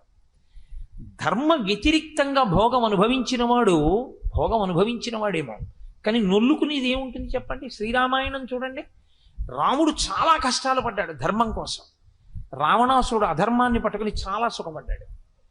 చాలా సుఖపడిన రావణుడు, చాలా కష్టపడిన రాముడు యుద్ధభూమిలో నించుంటే దేవతలు ఋషులు కూడా ఆకాశంలో నిలబడి ఎవరు గెలవాలని కోరారు? రాముడు గెలవాలని కోరారు. రావణుడి 10 తలలు తెగి కింద పడిపోతే సొంత భార్య మండోదరి ఆడవలేదు. ఆవిడంది, నాలో లేని అందం ఏమి నీకు సీతమ్మలో కనపడిందిరా తుచ్చుడా, నీ కామానికి నువ్వు చచ్చిపోయావురా, రాముడి చేతిలో కాదు చచ్చిపోయింది, నువ్వు చచ్చిపోయావు బానే ఉంది. విభీషణుడు తలకరివి పెడతాడు, కష్టపడి కన్న కొడుకు ఇంద్రజిత్తుని చంపేశావు నీ కామానికి, రేపు నేను చచ్చిపోతే నాకు తలకరివి పొట్టే కొడుకుని మిగల్చకుండా చచ్చిపోయావు, దుర్మార్గుడా, నీలాంటి భర్తని పొందిన నేను అదృష్టహీనను అందాడు. మహాపతివ్రత మండోదరి. ఎన్ని అనుభవించారన్నది కాదు, కొడుక్కి రామ పేరు పెట్టుకున్న వాళ్ళు కోట్ల మీద ఉన్నారు. రావణ పేరు పెట్టుకున్న వాళ్ళు ఒక్కడిని చూపించండి నాకు, ఉండడు. ఎవరికి కావాలి కాంచనలంకకు ఆధిపత్యం ఉంటే, ఎవరికి కావాలి అంత ఐశ్వర్యం ఉంటే, ఎవరికి కావాలి ఎంతమంది దిక్పాలకుల్ని శాసిస్తే, నువ్వు ఎలా అనుభవించావన్నది ప్రధానం. నువ్వు ఎలా అనుభవించావన్నది ప్రధానం అయితే, నువ్వు వేదం చెప్పినట్టు కర్మ చేశావా అన్నది ప్రధానం కదా. ఎలా అన్న ప్రశ్న వచ్చినప్పుడు సాధనము వేదప్రోక్తమే. నువ్వు వేదం ఎలా చెప్పిందో అలా బ్రతికావా? అలా బ్రతికి ఉంటే నీ జీవితం ధన్యం. అలా బ్రతకకపోతే నువ్వు ఎన్ని కర్మలు చేసినా, ఎన్ని భోగములు అనుభవించినా, ఎంత కూడబెట్టినా, ఎంత అధికారివైనా, ఎంత అందగాడివైనా లోక కంటకుడవు. నీ వలన ప్రయోజనం ఏమీ ఉండదు. అందుకని యోగ కర్మసు కౌశలం. ఈ యోగం చేసేటటువంటి వాడు ఎలా ఉండాలో చెప్తున్నారు గీతాచార్యుడు. యోగస్థకురు కర్మాణి సంగం త్యక్వా ధనంజయ. చిత్తశుద్ధి కలగడానికి ఓ అర్జున నువ్వేం చేయవలసి ఉంటుందో తెలుసా? నువ్వు వేదం ఏం చెప్పిందో అది చేస్తూ ఉండు, కర్మ చేస్తూ ఉండు. కానీ నీవు కర్మ చేసినప్పుడు ఫలితమును అపేక్షించవద్దు, కర్మ ఒక్కటే చేస్తూ వెళ్ళు. ఇది చెప్పినంత తేలిక మాత్రం కాదు సుమండి, చాలా సాధన అవసరం అవుతుంది. ఎందుకంటే మనం ఎప్పుడూ కూడా కర్మ చేస్తే ఫలితాన్ని అపేక్షించకుండా కర్మ చెయ్యనటువంటి స్థితికి నిలబడిపోతాం. ఎందుకంటే కామ్య కర్మకి అలవాటు పడిపోతుంది జీవితం. కోట్ల జన్మలుగా వచ్చినటువంటి బుద్ధి లోపం ఇది. ఏది చెయ్యండి, దీనివల్ల ఏమొస్తుంది అని వెంటనే ఒక ఆలోచన. పూజ చేశాడు, ఈ పూజ చేశాను కాబట్టి నాకేదో కలిసి రావాలి. లేదా పూజ కొరకు చెయ్యడు, దేని కొరకు చేస్తాడంటే ఫలితం కొరకు పూజ చేస్తాడు. మా అమ్మాయి పెళ్ళికి ఏం చేయనండి అంటాడు. నువ్వు ఇప్పటివరకు భక్తిగా ఉంటే మీ అమ్మాయి పెళ్ళికి ఏం చేయాలని నన్ను అడగక్కర్లేదు. మగ పెళ్లి వారు అడిగొచ్చి నీ కూతుర్ని చేసుకుని ఉండేవారు. నువ్వు అడగవలసిన అవసరం ఎందుకు వచ్చిందంటే ఈ బుద్ధి నీలో ఉండిపోబట్టే, ఏం చేస్తే ఈశ్వరుడు ఇస్తాడని. నీ ఇంటి పాలేరు, నీకు ఎప్పుడు అవసరం వస్తే అప్పుడు ఆయన పలుకుతూ ఉండాలి. నువ్వు పేపర్ ఎందుకు చదువుతావు? పేపర్లో చావు వార్తలున్నా చదువుతావు, పేపర్లో శుభవార్తలున్నా చదువుతావు, టెండూల్కర్ డకౌట్ అయిపోయినా చదువుతావు, టెండూల్కర్ డబల్ సెంచరీ కొట్టినా చదువుతావు, ఉద్యమాలు వచ్చి రాష్ట్రం అంతా కాలిపోతున్నా చదువుతావు, రాష్ట్రం అంతా సస్యశ్యామలంగా ఉన్నా చదువుతావు. పేపర్ చదవడం ఎందుకు? విషయం గ్రహించడానికి, అంతే. అలా కాఫీ ఎందుకు తాగుతావు? తాగకుండా ఉండలేక తాగుతావు. అన్నం ఎందుకు తింటావు? తినకుండా ఉండలేక తింటావు. భార్యను ఎందుకు ప్రేమిస్తావు? ప్రేమించకుండా ఉండలేక ప్రేమిస్తావు. పూజ ఎందుకు చేస్తావు? చేయకుండా ఉండలేక చేస్తాను అను. అలా అనగలవా? ఎందుకంటే పూజ రోజును అన్నారనుకోండి, అలా ఉండలేనండి నేను చేయకుండా. ఈ ఊపిరించిన వాడు నిన్న ఒక్కరోజు పొద్దున్నెళ్ళో పువ్వు వేస్తే ఇప్పటి వరకు ఊపిరించాడు కాబట్టి మీరు వచ్చి మాట్లాడారు. వాడికి వెయ్యొద్దండి పువ్వు, నేను వాడికి పూజ చెయ్యొద్దండి, వాడికి పూజ చేయకుండా నేను ఉండలేను అని మీరు అన్నారనుకోండి, అది సాత్విక కర్మ. కామ్యకర్మ కింద మనం ఎందుకు మార్చుకుంటామంటే అలా అలవాటు చేసేసుకున్నాం. ఎప్పుడూ ఉన్నది ఉండడానికి, కొత్తది రావడానికి, ఉన్నది పోకుండా ఉండడానికి ఈశ్వరుడు. అప్పుడు కర్మలన్నీ కామ్యములు అవుతాయి. కర్మ కామ్యకర్మ కాకుండా ఉండాలి అంటే ఈశ్వరుడు చెప్పాడు, నేను చేస్తున్నాను, సంగము లేదు, దీనివల్ల ఏమొస్తుంది ఏం పోతుంది నాకు అనవసరం. మీరు చూడండి, బ్యాంక్లో క్యాషియర్ అని ఒక ఆయన ఉంటాడు. ఆయన్ని తీసుకెళ్లి చెస్ట్ దగ్గర ఓ సంతకం పెట్టించుకొని ఓ 10 లక్షలు ఇస్తారు. ఆయన వెంటనే ఇంటికి ఫోన్ చేసి, ఏమో మనకు 10 లక్షలు వచ్చాయి, ఏం చెయ్యాలో ఆలోచించి అంటాడా? 10 లక్షలు వచ్చినా నాది కాదు, తీసుకెళ్ళి కౌంటర్లో పెట్టి కూర్చుంటాడు. ఓ విత్డ్రాయల్ ఫామ్ ఇచ్చారనుకోండి, ఉందా? ఇంతకుముందు ఖాతాలో చూస్తాడు, ఉంది. అయ్యో వీడికి ఇలా పెళపెళలాడే నోట్లు ఇచ్చేయడమా అని బాధే ఉండదు, ఇచ్చేస్తాడు. ఇంకోడు కట్టాడు, అయ్యా ఇంతమంది పట్టుకుపోయారండి వాళ్ళు, మీరు ఒక్కరేనయ్యా స్వామి, 25,000 తీసుకొచ్చి బ్యాంకులో కట్టారు, ఉండండి కాఫీ ఇప్పిస్తానంటాడా? ఏమీ అన్నాడు. కట్టేవాడినైనా క్యూలో రమ్మంటాడు, పుచ్చుకునేవాడినైనా క్యూలో రమ్మంటాడు. 10 లక్షలు పట్టుకొచ్చాడు, 5 లక్షలు ఇంకా వచ్చిన 15 లక్షలు. తీరా సాయంకాలం కౌంటర్లో కట్టేటప్పటికి 23 రూపాయల 50 పైసలు ఉంది. ఆయనకి ఏమైనా మళ్ళీ ఫోన్ చేసి, ఏమిటో నా కర్మ, 15 లక్షలు వచ్చింది, 23 రూపాయల 50 పైసలు ఉంది సాయంకాలానికి అని ఏడుస్తూ ఇంటికి వెళ్తాడా? ఏమీ ఉండదు. వచ్చినా ఆయనకి పొంగు లేదు, ఆఖరణ లేకపోయినా ఆయనకి కొంగు లేదు. ఎందుకని? అవన్నీ బ్యాంకు వాళ్ళవి. తన కర్మ తను చేసుకెళ్ళిపోతున్నాడు. అలా వేదం నిన్ను కర్మ చేయమంది, నేను చేస్తున్నాను, ఫలితం ఈశ్వరుడు ఇస్తాడు.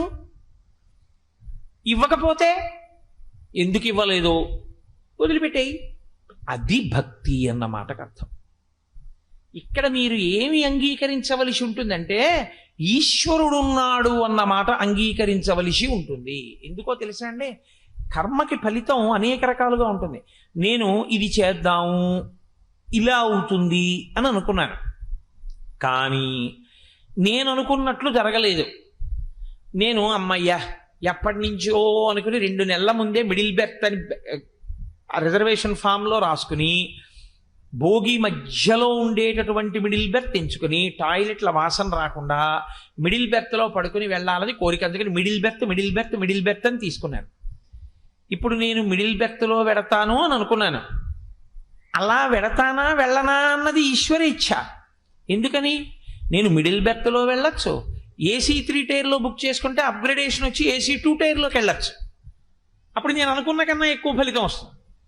ఒకచో తీరా నేను వెళ్ళిన తర్వాత బోలెడంతమంది వృద్ధులు, మిగిలిన 7 బెర్తుల వాళ్ళు వచ్చి, బాబు మేము ఆ అప్పరు ఎక్కలేము నాయన, ఆ మిడిలు మేము అసలు లోయర్లో తప్ప మిడిలే ఎక్కలేము, అప్పరు ఎక్కలేము, ఏమనుకోక నాయన, ఆ పక్కన ఉన్న అప్పర్లన్నీ మాకు వచ్చాయి, ఇదిగో మిగిలిన వాళ్ళు అందరూ పెడతాను, నువ్వు సర్దుకో, ఒంట్లో ఓపిక ఉన్నవాడివి కదా, ఏదో ఎలాగో అలా ఎక్కి దాని మీద పడుకుంటావు అన్నాడు. ఇప్పుడు నీ కలలేమయ్యాయి? ఎక్కడో టాయిలెట్ పక్కన ఉన్న అప్పర్ ఎక్కాలి, అబ్బెబ్బే వీలు లేదు, భీష్మించుకుని ఇక్కడే పడుకుంటానంటే అందరూ తిడతారే, బుద్ధిందా లేదా నీకు, ఒంట్లో ఓపిక ఉన్నాడు, బిసిలైన కింద పడుకుంటాడు, వెళ్ళి అక్కడికంటారు. అందుకని మీకు ఇష్టం ఉన్నా లేకపోయినా దానం చేసి వెళ్ళి అప్పర్ బెత్త మీద పడుకోవాలి. 3వ నెంబర్ బెత్త వచ్చింది, సుగంధం పీలుస్తూ పడుకోవడమే రాత్రంతాను. కాబట్టి నువ్వు అనుకున్నట్టు జరగకపోవచ్చు, అనుకున్న కన్నా ఎక్కువ అవ్వచ్చు, అనుకున్నది అనుకున్నట్టు జరగచ్చు, అనుకున్నది జరగనైపోకపోవచ్చు. తీరా బయలుదేరదాం అనుకున్నావు, జ్వరం వచ్చింది, టికెట్ ఎవరికో ఇచ్చి ఎంత వస్తే అంతే వచ్చింది, క్యాన్సిల్ చేసేయండి అని ఉండిపోయావు. ఇప్పుడు ఇందులో నీకు సంకల్పం ఉంది, రిజర్వేషన్ చేయించుకున్నావు, వెళతావా వెళ్ళవా ఈశ్వరుడు ఒకడు ఉన్నాడు, వాడి నిర్ణయాన్ని బట్టి ఉంటుంది. వాడు ఎలా నిర్ణయం చేస్తే అలా ఫలితం వస్తుంది అని మీరు నమ్మడంలో, ఫలితాన్ని నువ్వు ఆశించవద్దు అండంలోనే ఇచ్చేవాడు ఒకడు ఉన్నాడు. వాడు ఇవ్వాలి అనుకుంటే నేను అనుకున్న దానికన్నా ఎక్కువ ఇస్తాడు. వాడు వద్దు ఇవ్వద్దు అనుకున్నాడు, వాడు అసలు అది జరగకుండా చేస్తాడు, లేకపోతే ఫలితాన్ని ఇవ్వడు. మీరు ఒక్కటే కొంచెం జాగ్రత్తగా ఆలోచించండి. అందరూ వ్యాపారం చేస్తారు. గుంటూరులో పొగాకు వ్యాపారం చేసిన వాళ్ళు చాలామంది ఉన్నారు. ఇవాళ గుంటూరులో పొగాకు వ్యాపారంలో నిలబడిన వాళ్ళు 25 మంది కూడా నిలబడలేకపోయారు. మరి అందరూ ఆ వ్యాపారం చేసిన వాళ్ళే 25 మంది ఎందుకు మిగిలారు? అదే అదృష్ట దురదృష్టములని మనం అంటాం. అందరూ చదువుకున్న వాళ్ళే, అందరూ పరీక్ష రాసిన వాళ్ళే. అంత బాగా చదువుకున్న వాడికేమో 7000 ర్యాంక్ వచ్చింది, అసలు ఎప్పుడూ అంత బాగా చదవని వాడికి 23వ ర్యాంక్ వచ్చింది. ఏమని చెప్పాలి? కాబట్టి నువ్వు కర్మ చేసేటప్పుడు ఫలితమును ఆశించకుండా చేస్తూ వెడితే ఫలితం ఇచ్చేవాడు ఒకడు ఉన్నాడు, వాడు ఇస్తే ఇస్తాడు, లేకపోతే లేదు. ఇప్పుడు ముందొచ్చే లక్షణం ఏమిటో తెలుసా అండి? ఉద్వేగము పోతుంది. రాలేదు, ఆయన ఇవ్వలేదు, వచ్చింది, ఆయన ఇచ్చాడు, నీ ప్రమేయం ఏమైనా ఉందా? కర్మ నువ్వు చెయ్యవలసింది చేసేసేయి. ఇప్పుడు అర్జున, నీకెందుకు అల్లరి? నే చంపచ్చా, నే చంపకూడదా? నీ కర్తవ్యం ఏమిటి? క్షత్రియుడిగా యుద్ధం చేయడం. నువ్వు యుద్ధం చేయి, అప్పుడు నువ్వు చచ్చిపోతావు, వాళ్ళు చచ్చిపోతావు, అది వేరే విషయం. అసలు యుద్ధం చేయకుండా కూర్చుంటే అది కర్తవ్యత నిష్టకి దోషం. కాబట్టి నువ్వు చెయ్యవలసిన పని నువ్వు చెయ్యి, అంతే. ఆ తర్వాత ఫలితం గురించి నువ్వు అపేక్షించవద్దు. వాడు యోగి. అలా ఎవరుంటాడో ఆయనే యోగి. ఆ యోగి అన్న మాట చిత్తశుద్ధిని ఏర్పరిచి, చిత్తశుద్ధితో కర్మాచరణము చేసినటువంటి కారణం చేత చిట్ట చివరికి ఆత్మగా నిలబడగలిగిన స్థితికి ఎదిగిపోతాడంతే. ఇది ఎంత చమత్కారంగా ఉంటుందంటే, యోగి అని ప్రత్యేకంగా ఒక పేరు చివర ఏమీ కలపడమో, లేకపోతే ఇంకా మళ్ళీ యోగికి యోగమునకు ముందు వెనక ఏవో కలపడమో ఉండవు. నేను మీతో మాట చెప్పేసి నా ఉపన్యాసం పూర్తి చేస్తాను, ఎందుకంటే వెనకాల కోలాట కార్యక్రమం ఉంది కాబట్టి. శ్రీరామాయణం ఇవాళ శ్రీరామ నవమి కదండి. అసలు యథార్థంగా ఇవాళ శ్రీరామనవమి. ఈ సమయంలో స్వామివారి యొక్క పట్టాభిషేక సర్గ చదివి వినాలి తప్పకుండా శ్రీరామనవమి నాడు సాయంకాలం. అందుకని ఆ రామచంద్రమూర్తిని మీరు గమనించండి, ఆయన ఏం అడగలేదు. అకస్మాత్తుగా ఓ రోజు తండ్రి గారు పిలిచాడు, పిలిచి కూర్చో. ఆయన వచ్చాడు, నమస్కారం పెట్టాడు రామచంద్రమూర్తి. దశరథుడు అన్నాడు అలా కూర్చున్నాడు. చైత్ర శ్రీమాన్ ఇయం మాస పుణ్య పుష్పితకానన యవ్వరాజ్యాయ రామస్య సర్వం మే ఉపకల్ప్యతాం అని నిన్ననే అడిగాను సభలో. చైత్రమాసం కదా, రాముడికి యవ్వరాజ్యం ఇద్దామనుకుంటున్నాను అన్నాను. ప్రజలందరూ అంగీకరించారు, రామ అందుకని నీకు యవ్వరాజ్య పట్టాభిషేకం చేద్దామనుకుంటున్నాను. నాకు దుర్నిమిత్తములు కనపడుతున్నాయి, అందుకని తొందరగా చేసేద్దాం అనుకుంటున్నాను. నేను ఎక్కువ కాలం బతకను అని నాకు అనుమానంగా ఉంది. అందుకని నీకు రేపే యవ్వరాజ్య పట్టాభిషేకం. ఇవాళ రాత్రి వెళ్ళి నీ భార్యతో ఉపవాసం చెయ్యి. అలాగే నాన్నగారు నమస్కారం పెట్టి ప్రదక్షిణం చేసి వెళ్ళిపోయాడు. ఇప్పుడు నాన్నగారు రాజ్యం ఇస్తారని పొంగిపోలేదు రాముడు, వెళ్ళిపోయి ఉపవాసం చేశాడు. భార్యతో కలిసి ఉపవాసము అంటే ఉపవాసి, అన్యభావన రాకుండా ఉండడానికి పూజామందిరంలో పడుకుంటారు దంపతులు ఇద్దరు కలిసి. కాబట్టి పూజామందిరంలో పడుకున్నాడు రాముడు. పడుకున్నాడు, మర్నాడు నిద్రలేచాడు. తను చెయ్యవలసినటువంటి విహిత కర్మలన్నీ పూర్తి చేశాడు. పూర్తి చేసి అప్పుడు తండ్రి గారి యొక్క మందిరానికి వెళ్ళాడు. తండ్రి మొదలు నరికేసిన చెట్టు ఎలా ఉంటుందో అప్పటికి 50 మాటలు స్పృహ తప్పాడు రాత్రి, రాముణ్ణి దూరం చేసుకోవాల్సి వస్తోందని. ఏడిచి కళ్ళు ఉబ్బిపోయి ముందుకు వచ్చేసి జుట్టు చల్లుకుపోయి పొద్దున్న వీణానాదం వింటూ లేచేటటువంటి దశరథ మహారాజు పీను ఎలా ఉంటుందో అటువంటి స్థితిని పొంది ఇలా తలెత్తి కూడా రాముణ్ణి చూడలేకపోయాడు బెంగతో. రామా వెళ్ళిపోవలసి ఉంటుంది రాజ్యం నుంచి, రాత్రి మీ పిన్నమ్మ వరాలు అడిగిందని చెప్పలేక. ఆయన చూసి ఆశ్చర్యపోయి, నాన్నగారమ్మా ఎందుకమ్మా అలా ఉన్నారు అని అడిగాడు. ఆవిడంది నవపంచచ వర్షాణి దండకారణ్యమాశ్రిత చీరాజిన జటాధారి రామో భవతు తాపస అభిషేక సమారంభో రాఘవస్యోపకల్ప్యతాం అనేనైవాభిషేకేన భరతో మిభిషిచ్యతాం. నాయనా, నువ్వు 14 ఏళ్ళు అరణ్యవాసం చెయ్యాలి, ఇదే ముహూర్తానికి భరతుడికి పట్టాభిషేకం చెయ్యాలని అడిగాను. మీ నాన్న నాకు మాట ఇచ్చాడు, కానీ నువ్వు ఒప్పుకుంటావో ఒప్పుకోవో అని బెంగ పెట్టుకుని అలా ఉన్నాడు. నువ్వు తొందరగా వెళ్ళిపోతే తను స్నానం చేసి అన్నం తింటట్టు లేకపోతే తినట్టని చెప్పి రాముడు అన్నాడు. ఈ మాట విని, అదేంటమ్మా భరతుడికి రాజ్యం అడగడం ఏంటమ్మా, నన్ను అడవికి వెళ్ళమనడం ఏంటమ్మా, నేనేమో పట్టాభిషేకం జరుగుతుందని అందరికీ చెప్పేసుకున్నాను, ఇప్పుడు నన్ను అడవికి వెళ్ళమంటున్నారు కదా, నేనేం తప్పు చేశాను, రాజ్యం పెద్దవాడికి వస్తుంది, నాన్నగారు ఎవరమ్మా పెద్దవాడికి ఇవ్వనడానికి, రాజ్యం పట్టుకెళ్ళేసి తమ్ముడికి ఇవ్వడానికి ఆయన సొంత సొత్త, రాజ్యం వంశపారంపర్యంగా వచ్చే హక్కు అనాలి. ఆయన అన్నాడు, అమ్మా ఎంత పిచ్చిదానివమ్మా, దానికి 2 వరాలు అడిగావా, ఎందుకు నువ్వు పిలిచి చెప్తే వెళ్ళిపోనేమిటి, రామా భరతుడికి రాజ్యం ఇస్తాను, నువ్వు అడవికి వెళ్ళు అంటే నేను వెళ్ళను. అమ్మా నువ్వు బాగా ఒక్క విషయాన్ని గుర్తించు తల్లి, నేను ఇవన్నీ కోరుకునేవాడిని కాను, కేవలం ఋషితుల్యుణ్ణి. నాకు రాజ్యం ఇచ్చి నాన్నగారు చెయ్యమన్నా, నాన్నగారు చెయ్యమన్నారు కాబట్టి, నాన్నగారు చెప్పిన పని చెయ్యమని వేదం చెప్తోంది కాబట్టి ఆ కర్మ చేస్తారు. నాన్నగారు అరణ్యానికి వెళ్ళిపోమంటే, నాన్నగారు అరణ్యానికి వెళ్ళమన్నారు కాబట్టి సంతోషంగా వెళ్ళిపోతాను, నాన్నగారు రాజ్యం చేయమంటే సంతోషంగా చేస్తాను. నాన్నగారు చెప్పింది చేయడం నాకు కావాలి, కానీ నాన్నగారు చెప్పంది చేసి నేను సంతోషం పొందడం నాకు అక్కర్లేదు. కాబట్టి అమ్మా, నహమర్థపరో దేవీ లోకమా వస్తుముత్సహే విద్ధిమాం ఋషిభిః తుల్యం కేవలం ధర్మమాస్థితం. నాకు ధర్మం కావాలమ్మా, నేను ఋషిని, అలాగే వెళ్ళిపోతున్నానమ్మా అన్నాడు. ఉత్తర క్షణం అక్కడే పట్టాభిషేకానికి సంబంధించిన సంభారములు కనబడ్డాయి. ఇంకొకడైతే అవి చూడగానే బెగబెట్టుకుంటాడు.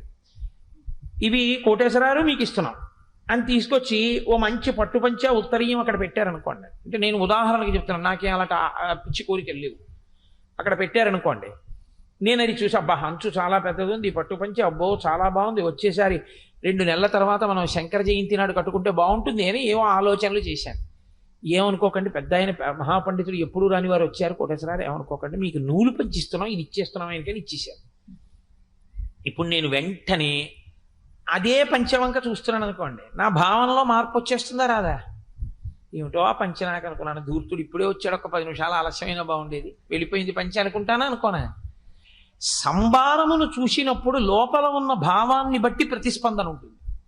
రాముడు బయటికి వస్తూ చూశాడు పట్టాభిషేక సంభారం, ఇది భరతుడికి వెళ్ళిపోతోంది. ఇప్పుడు ఆయన అలా అనలేదు, ఆయన అన్నాడు, ఈ సంభారములు ఎప్పుడు వాడినా పట్టాభిషేక సంభారములు, ఒక వ్యక్తికి రాజ్యాధికారం ఇవ్వగలిగిన పదార్థములు, పవిత్రములు, కాబట్టి వాటికి ప్రదక్షిణం చేసి వెళ్తానని ప్రదక్షిణం చేసి నమస్కారం చేసి వెళ్ళిపోయాడు.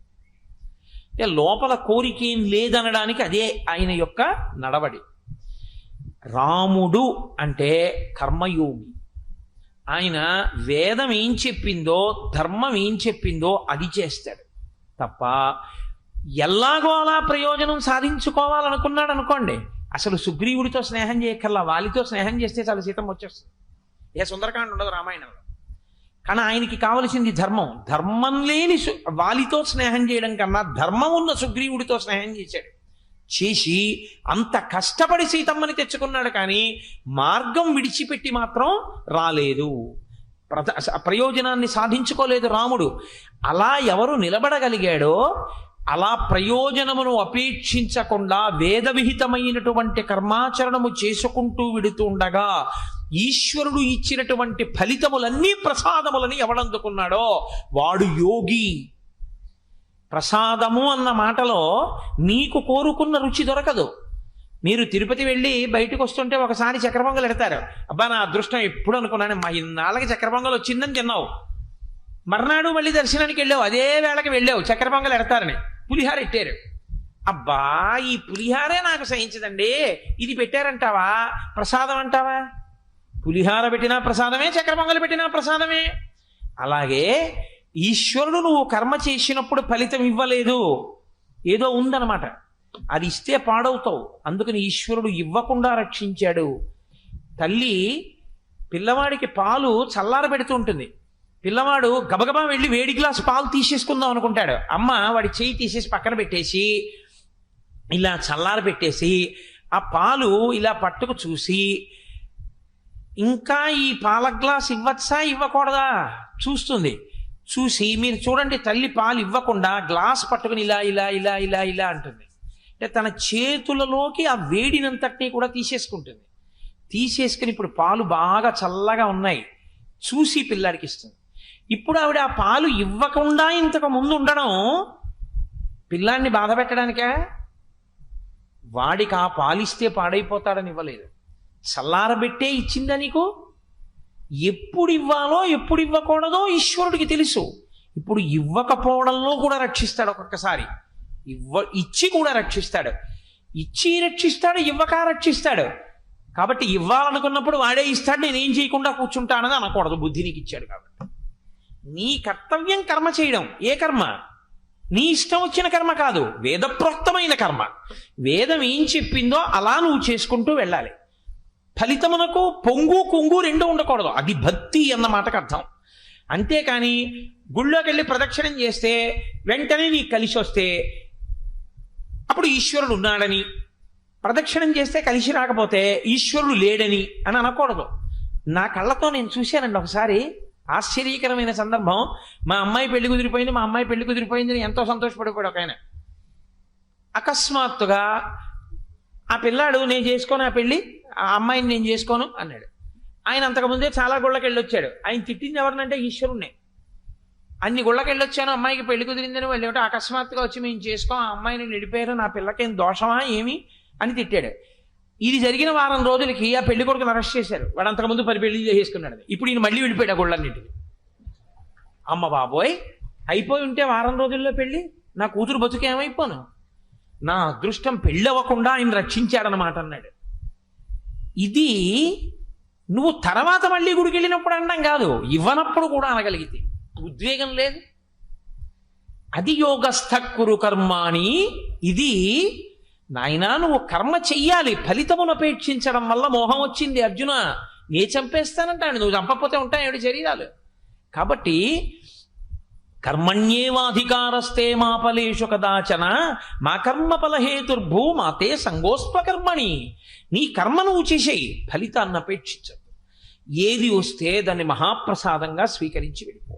ఈశ్వరుడు నాకు ఇది ఇవ్వడం వెనక ఇంత ప్రయోజనం ఉందన్నమాట అనుకుంటూ తప్ప నీ కర్మ నువ్వు చేస్తూ వెళుతూ ఉంటే అశాంతి, ఉడుపు, దుడుపు, పొంగు కొంగు లేకుండా సమత్వం యోగ ఉచ్యతే. ఎప్పుడూ సమానంగా ఉండడం నీకొస్తే తుల్య నిందా స్తుతిర్మౌని సంతుష్టో ఏనకేనచిత్ తనికేత స్థిరమతి భక్తిమాన్మే ప్రియో నరః.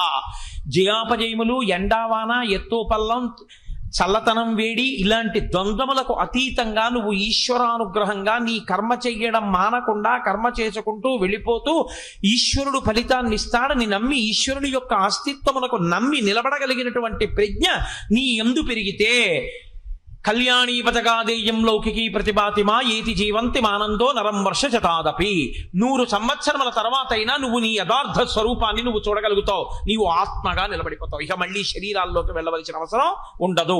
చిత్తశుద్ధి చేత నువ్వు యథార్థ స్వరూపమును తెలుసుకోగలిగినటువంటి స్థితికి వెళ్ళిపోతావు. కాబట్టి ఆ స్థితిని పొందు. అందుకే లక్ష్మణమూర్తి వచ్చి, అన్నయ్య చేతకాని వాళ్ళే అడిగి వెళ్ళడం ఏంటన్నయ్య, గురోరప్యవలిప్తస్యా కార్యమజానతః ఉత్పదం ప్రతిపన్నస్యా కార్యం భవతి శాసనం.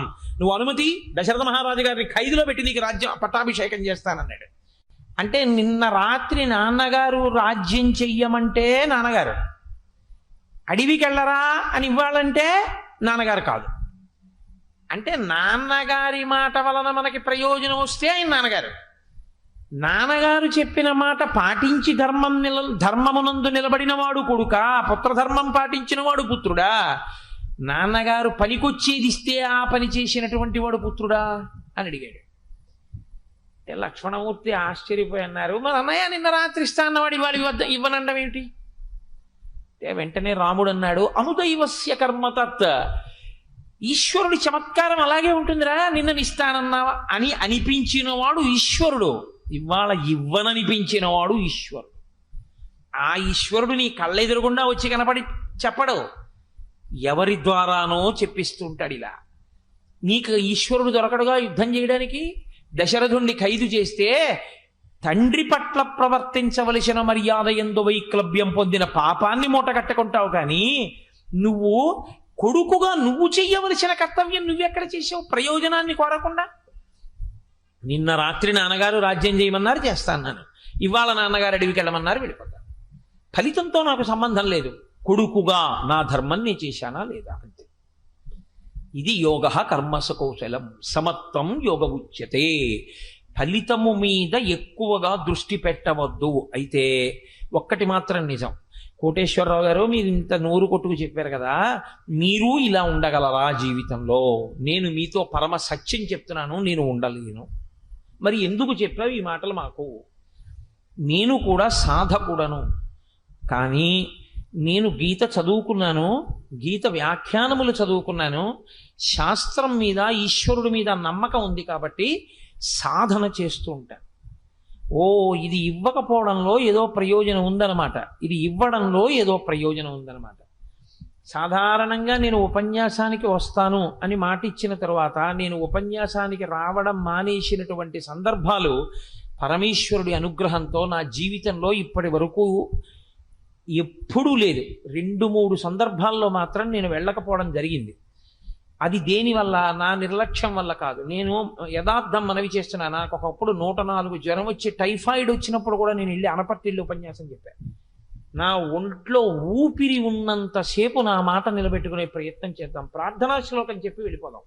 అయ్యా కూర్చోలేనండి, ఒళ్ళు వేడిగా ఉందండి అని చెప్పి. ఇదే అనపర్తి తప్పనిసరి పరిస్థితుల్లో వెళ్ళవలసి వస్తే వెడతానా వెళ్ళనా అంతర్జాలంలో, ఉపన్యాసానికి మాత్రం ఎందుకు మానేయాలి నా కర్తవ్యంలో అని నేను వెళ్ళాను. సాక్షాత్తుగా నా పెద్ద తండ్రి కొడుకు నా అన్నయ్యే శరీరం విడిచిపెట్టి నాకు అశౌచం వస్తే నేను దేవాలయంలోకి వెళ్ళి కూర్చుని ప్రసంగం ఎలా చేస్తాను? నేను చెయ్యలేను. అప్పుడు నేను వెళ్ళలేదు, ఈ మధ్యనే వెళ్ళలేదు అలా ఓ ప్రసంగానికి. నేను అప్పుడు నేను అనుకున్నాను, ఈశ్వరుడు ఎప్పుడూ నేను ఇచ్చిన మాట నిలబెట్టుకునేటట్టు చేశాడు, అటువంటి ఈశ్వరుడు నా మాట నిలబడకుండా చేశాడు, ఒక్కరోజే చెప్పేటట్టు చేశాడు. దీని వెనక ఏదో ఉందన్నమాట అనుకున్నాను.